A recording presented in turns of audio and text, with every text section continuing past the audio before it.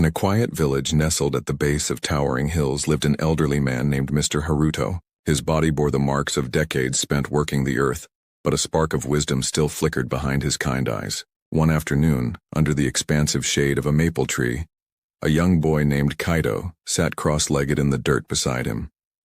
Kaito's face was flushed with frustration, and a pile of broken wooden pieces lay scattered at his feet. He had been trying to build a small boat, a simple craft to sail down the creek, but every attempt ended in failure. Tears threatened to spill as he muttered, "I'll never get it right." Mr. Haruto, who had been watching quietly, set down the basket he'd been weaving and tilted his head. "Do you know how I crossed the long mountain trail when I was your age?" Kaito sniffled, shaking his head. "No." The old man smiled faintly.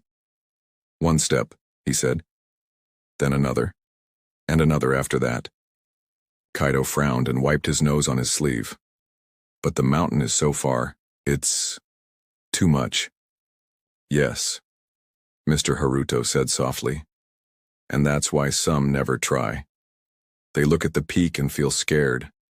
But if you only look down at your feet and take the next step, you'll find you're always moving forward." For a moment, the boy sat in silence, staring at the wood in his lap.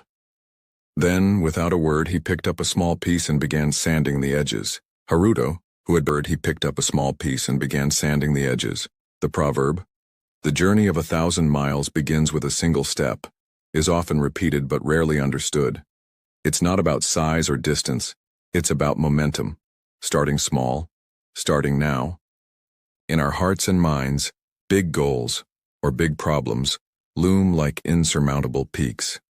We freeze when we think of all the effort ahead. But when we focus on simply taking the first step, action becomes possible.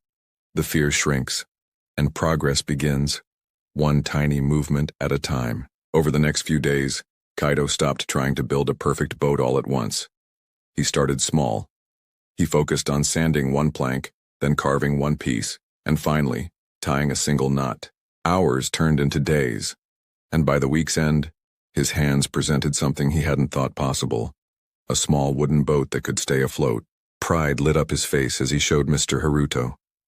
The old man examined Kaito's work with a nod.